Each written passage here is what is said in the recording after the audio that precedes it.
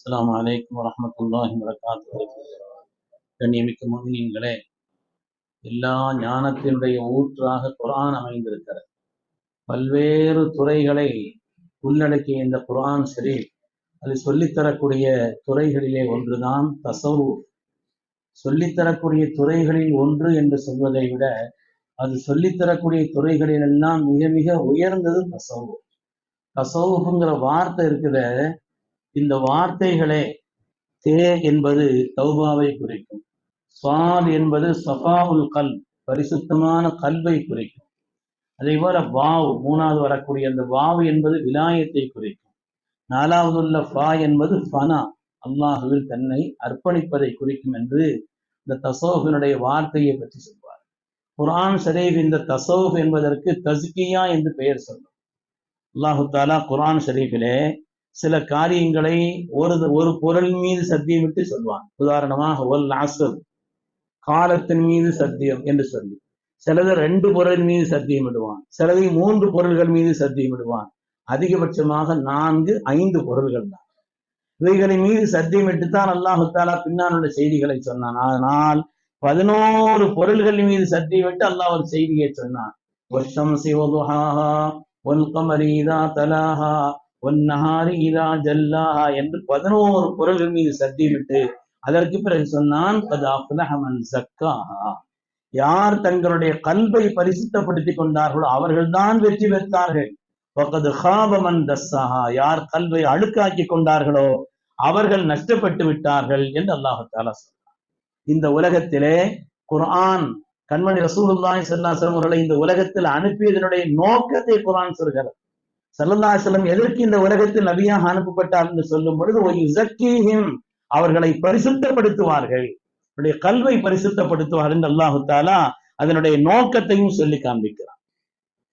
இந்த உலகத்திலே இந்த தஸ்கியத்தினுடைய இந்த நிலை அப்படிங்கிறத பத்தி குர்ஆன் ஷரீஃப் பல்வேறு இடங்கள்ல சொல்லுது.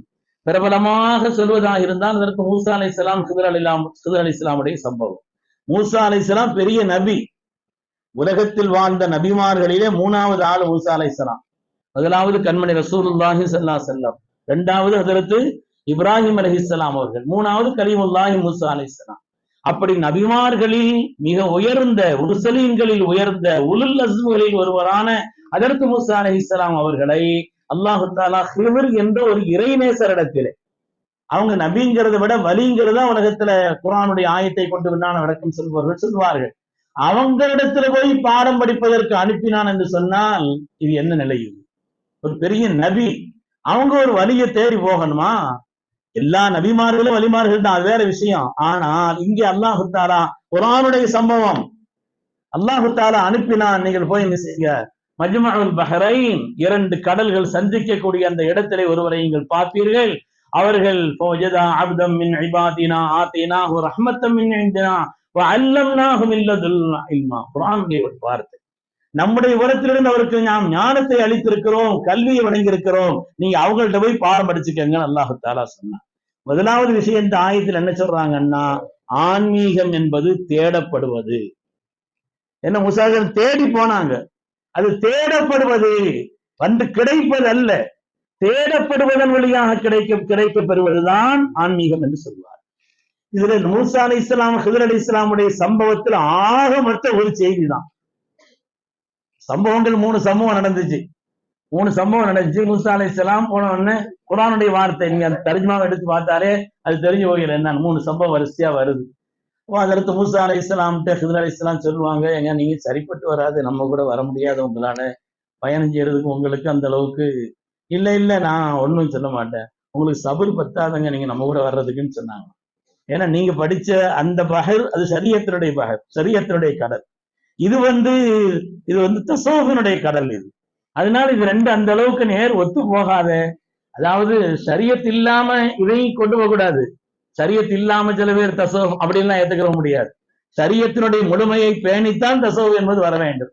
இருந்தாலும் நீங்க ஷரியத்தினுடைய நிலைகளை மாத்திரம் பார்க்கக்கூடிய ஆளு, உங்களுக்கு இது என் கூட வர்றதுக்கு ஒத்து வருமா தெரியலையே, ஏன்னா இதனுடைய கமாலியத்தை, இதனுடைய நிரப்பமான நிலையை பெற்றவன் அல்லவா என்று அதற்கு ஹித்ர் அலைஹிஸ்ஸலாம் சொல்றாங்க. அப்படிலாம் இல்ல, நிச்சயமா என்ன செய்வீங்க, நீங்க என்ன சபரா பெற்றுக்கொள்வீங்க. அவதரத்து மூசா அலைஹிஸ்ஸலாத்து வஸ்ஸலாம் கூட கூட்டு போனாங்க. போகும் பொழுது ஒண்ணுமே பேசக்கூடாது, இந்த துறையில விசாம கூட வரணும்ட்டாங்க. போய் சரின்னு ஒரு கப்பல்ல ஏறி போயாச்சுன்னா திடீர்னு அதற்கு ஓட்ட போடுறாரு கப்பல். யார் பார்த்துக்கிட்டு இருப்பா? எங்க கேட்க கூடாதுங்கிறதுக்காண்டி அதுக்காண்டி இப்படி இல்லாம செய்வா? ஒரு கப்பல்ல போய் ஓட்ட போடுவாங்களா யாராவது? அப்படின்னு இங்க இருக்க, நீ விசாம இருக்கன்னு தான் நான் சொன்னேன். முங்குனா நீங்க மட்டுமா முங்க போறியா? நானும் ஏன் முங்குவேன். அதனால நீங்க ஒண்ணும் சொல்லக்கூடாது. சரி, இது முதல் கட்டம், உங்களுக்கு ஒரு வாய்ப்பு. நான் கேட்க கூடாதுன்னு சொன்னா நீங்க கேட்க கூடாதுங்கிறதுக்காக வேண்டி நீங்களா என்ன தேடி அல்லாஹ் சொல்லி வந்திருக்கிறீங்க. என்னுடைய நிபந்தனை இதுதான், கேட்க கூடாதுங்கிறது தான். சரி வாங்க, நான் அதுக்கு எடுத்து கூட்டு போனாங்க. சரி இனிமே கேட்க மாட்டேன்ட்டாங்க. இனிமே பாத்துக்கிறேன், கொஞ்சம் கவனமா இருக்கிறேன்னு போகும் பொழுது அதுக்கு பிறகு எடுத்து மூசா ஹிதர் அலைஹிஸ்ஸலாம் ஒரு ஆளை ஒரு பையனை போய் பிடிச்சாரு, அடிச்சாரும், மூத்தா போயிட்டான். ஏங்க இது என்ன சாதாரணமான விஷயமா? இது என்ன கேட்காம எப்படி இருக்க முடியும் அப்படின்னு சொல்லி எதிர்த்து ஹிதர் அலைஹிஸ்ஸலாத்து வஸ்ஸலாம்கிட்ட மூசா அலைஹிஸ்ஸலாம் கேட்டாங்க. இன்னும் ஒரு சான்ஸ் தான் உங்களுக்குன்ட்டாங்க. இன்னும் ஒரு சான்ஸ் தான், அதுக்கு பிறகு நீங்க கேள்வி கேட்டா நீங்க போயிட வேண்டியதான் அப்படின்னு சொல்லிட்டாங்க. சரி, அதுக்கடுத்து போகும் பொழுது அந்தாப்பியான ஒரு ஊருக்கு போனா பசி, மனுஷன் எல்லாம் மறந்து போயிருமே. கடுமையான பசி, ஊர்ல ஒருத்தரும் புது ஆளா இருக்கிறாங்களே என்ன ஏதுன்னு கவனிக்க மாட்டேங்கிறான்.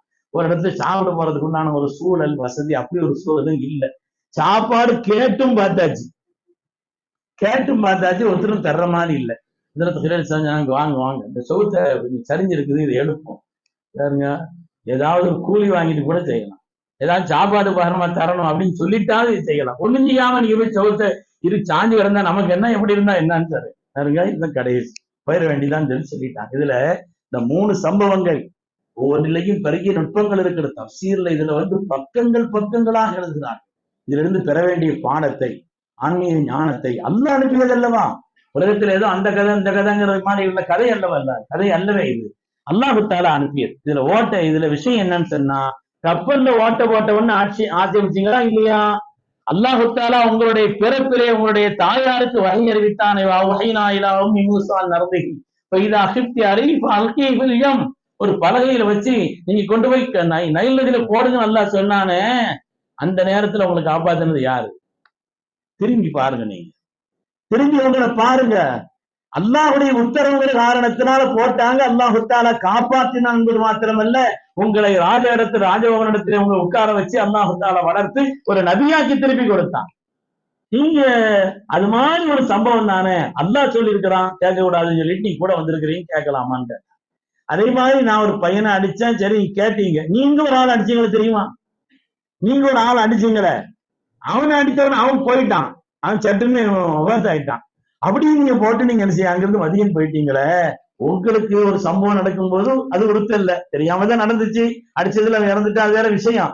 அப்போ உறுத்தம் இல்ல, நான் அடிச்சவங்க இறந்தவங்க உங்களுக்கு உறுத்துச்சா நீங்க கேட்கறீங்க, அது நியாயமான்னு கேட்டான். சரி, அதுக்கடுத்து நீங்க மதியனுக்கு போகும் பொழுது அங்க பெண்கள் ஒதுங்கி நின்று தண்ணி எடுக்க முடியாம நின்னாங்க, நீங்க பல சிரமப்பட்டு போயிருக்கிறீங்க, அந்த ஊர்ல உங்களுக்கு ஒண்ணும் தர்றதுக்குண்டான ஆட்கள் யாருமே இல்லை, அப்ப அவங்களுக்கு எல்லாம் தண்ணி எடுத்து கொடுத்தீங்களே, பகரமா வாங்கினீங்கன்னு கேட்டான். தண்ணி எடுத்து கொடுத்தீங்களே பகரம். இந்த 3 சம்பவத்துல உள்ள நிகழ்வினுடைய சாரம் என்னவென்று சொன்னால், மனிதர்களுக்கு இந்த தசவுஃப் உணர்த்தக்கூடிய பாடம் என்னன்னு சொன்னா, நாசில் இருந்து நஃப்ஸின் பக்கம் திரும்பும். துன்யால எல்லாரையும் குறை பார்த்துக்கிட்டே இருக்காது, அது அல்ல தசவுஃப். பார்க்க வேண்டியது நம்ம எல்லாரையும் குறை சொல்றோம்னா இங்க பார்க்கணும், நம்மள்ட்ட சரியா இருக்குதா, எல்லாம் நம்மள்ட்ட குறையே இல்லையா, நான் அந்த அளவுக்கு இன்சான காமில் ஆயிட்டானா, பரிபூர்ணமான நிலையில் வந்து விட்டேனா என்று நாசிலிருந்து, மக்களினுடைய குறைகளை பார்ப்பதிலிருந்து தன்னை திருப்புவது, தன்னின் பக்கம் பார்க்கக்கூடிய, தன் குறைகளை சீராக்கக்கூடிய அந்த நிலைதான் நமக்கு பெருமக்களே தஸவ்வுஃப்.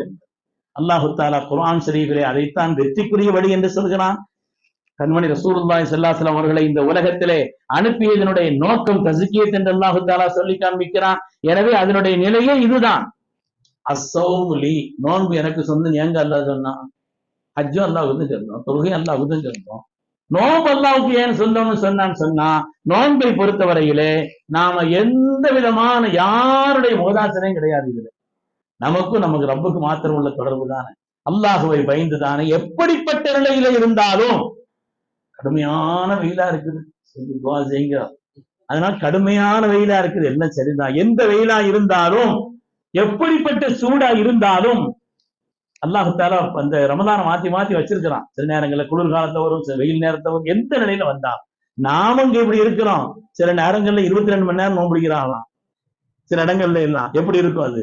ஆனா எப்படி இருந்தாலும் வைக்கிறோமா இல்லையா, அல்லாஹ்வுக்காக என்று நாம் அவன் சொன்ன கட்டளைக்காக நம்முடைய கல்வை பேணி நமக்கு ரப்புக்கும் தான் அதனுடைய தொடரும். அப்படி இருக்கிறோமா அல்லவா? அதனால்தான் அல்லாஹ் அஸ்ஸௌமுலி என்று சொன்னான். அருமையான பெருமக்களே, இந்த தசவுப் என்பது உலகத்தினுடைய எல்லா கல்விகளை விட சிறந்த கல்வி என்பதற்குண்டான காரணம் என்னன்னு சொன்னா, எல்லா கல்வியும் வெளிரங்கமான விஷயங்களை பற்றி தான் பேசும்.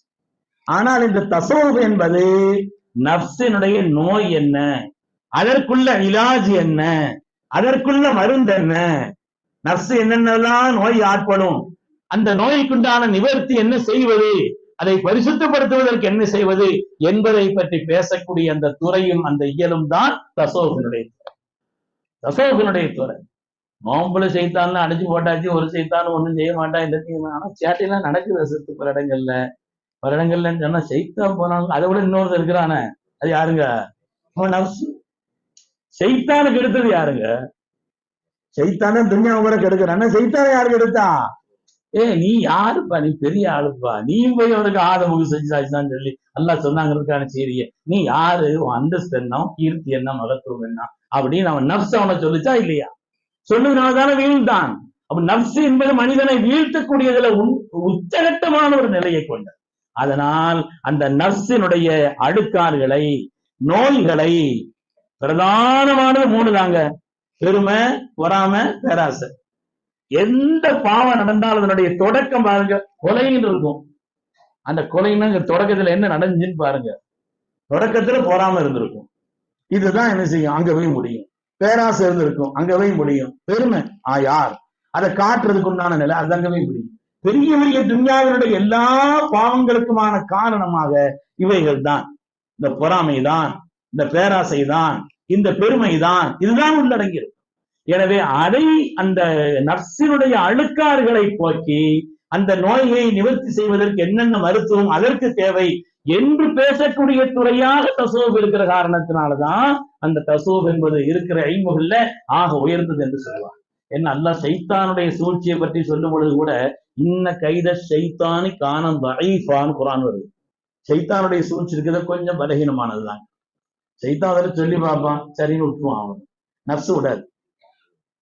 சைத்தான் சொல்லி பார்ப்பான், அப்படியே மெதுவா கடத்தி விடுற மாதிரி பார்ப்பான். சரி இல்ல, கொஞ்சம் சரியாகி உட்கார்ந்துட்டோம்னா பிரச்சனை இல்லை. நஃப்ஸ் அப்படி இல்லை, போகணும்னு முடிவு பண்ணா போய தீரணும். அவ்வளவு அது நஃப்ஸ் விடவே செய்யாது, அது சொல்லிக்கிட்டே இருக்கும், நஃப்ஸ் தூண்டிக்கிட்டே இருக்கும். அதை பத்தி கொஞ்சம் கவனங்கள் இருந்துகிட்டே இருக்கும். அதனால எல்லா துறைகளும் குர்ஆன் ஷரீஃபில் அல்லாஹ் சொல்லி இருக்கிறான். அதே மாதிரி மற்ற துறைகளை கொண்டு குர்ஆனை நாம விளக்க வேண்டும் என்று சொன்னாலும் இருக்கும் துறைகளிலே உன்னதமானதாக, ஏனென்றால் இது நம்முடைய ஆத்மார்த்தமான நிலையை பரிசுத்தப்படுத்துவதற்குண்டான உன்னதமான ஒரு துறையாக இருக்கிற காரணத்தினாலே இது அந்த துறைகளில் எல்லாம் மேன்மையானது என்று சொல்கிறார். அந்த கல்வை பரிசுத்தப்படுத்துவதற்கு என்னென்ன தேவையோ, என்னென்ன இலாஜ். உதாரணமா ஒரு மருத்துவம் என்ன அதிகமா திக்ர் செய்யுங்க, கல்வி பரிசுத்தமாகும். கல்வினுடைய ஸல்லல்லாஹு அவங்க சொன்னாங்க, நாயகமே அல்லாஹ்வுடைய ரசூல் அவங்க சொன்னாங்க, இரும்புகள் துருபிடிப்பதை போல மனித மனங்களும் துருபிடிக்குதுன்னு சொன்னாங்க. நாயகமே இரும்புல துருபிடிச்சா அதை நீக்கிறதுக்கு எங்களுக்கு வழி தெரியும், செய்திருவோம். யா ரசூலல்லாஹ், மனசுல துருபிடிக்குதுன்னு அது எப்படி மாத்துறது, என்ன செய்யறது, என்னத்தை ஊத்துறது என்றால் சொன்னாங்க, அதுக்குண்டானது நீங்க மௌத்தை பற்றி நினைக்கணும், அல்லாஹ்வை திக்ர் செய்யணும். இப்படி மாதிரி உள்ள காரியங்கள் தான் கல்வியினுடைய அந்த அடுக்குகளை எல்லாம் போகும். குர்ஆனை ஓதுவது இதெல்லாம் அந்த கல்வியினுடைய அழுக்குகளை போக்கும் என்று கண்மணி ரசூலுல்லாஹி ஸல்லல்லாஹு அலைஹி வஸல்லம் அவங்க சொல்லி காமிச்சாங்க. அருமையான பெருமக்களே, எனவே குர்ஆன் தஸ்கியத்தினுடைய வார்த்தை என்று சொல்லும், ஹதீஸிலே இஹ்சானுடைய பாதை என்று சொல்லப்படும். அப்படிப்பட்ட உன்னதமான இந்த தஸவ்வுஃப் என்பது அதுதான். அது இருந்துச்சுன்னு வைங்க, ஒரு சுப்ஹானல்லாஹ் சொன்னா விலை ரொம்ப ஜாஸ்தி, ஒரு அல்லாஹு அக்பர் சொன்னா அதுக்கு விலை ரொம்ப ஜாஸ்தி. தொழுகிறார், எல்லாத்தையும் தொழுகிறார், தொழுது முடிக்கிற வரை மனசும் எதுவும் சம்பந்தம் இல்லைன்னு வைங்க, அந்த தொழுகையை விட 2 ரக்காத் கவனமா தொழுகிறார். லா ஸலாத்த இல்லா பிஹுதூரில் கல்ப் ஹாதிராகாமல் தொழுகை இல்லை. தொழுகை பூரணமான தொழுகையா ஆகாதுன்னு வருது இல்லையா? அது மாதிரி அல்லாஹ் குர்ஆன்ல கத் அஃலஹல் முஃமினூன் அல்லதீன ஹும் ஃபீ ஸலாத்திஹிம் காஷிஊன், யார் இறையச்சத்தோடு மனவோர்மையோடு தொழுகிறார்களோ அந்த மூமின்கள் ஜெயம் என்று சொல்கிறார். அதனால இது எல்லாமே மனதினுடைய பரிசுத்தத்தை அடிப்படையாக கொண்டிருக்கிற காரணத்தினால மற்ற துறைகளை விட இது மேம்பட்டது என்று பெருமக்கள் சொல்வார். அல்லாஹு தஆலா நம்முடைய கல்வை பரிசுத்தப்படுத்தி அருள்வானாக. ரப்பு குடியிருக்கும் இடமாக நம்முடைய கல்வை ஆக்கி அருள்வானாக. ஆமீன் ஆமீன் யா ரப்பல் ஆலமீன். வ ஆகிரு தஅவானா அனில் ஹம்துலில்லாஹி ரப்பில் ஆலமீன்.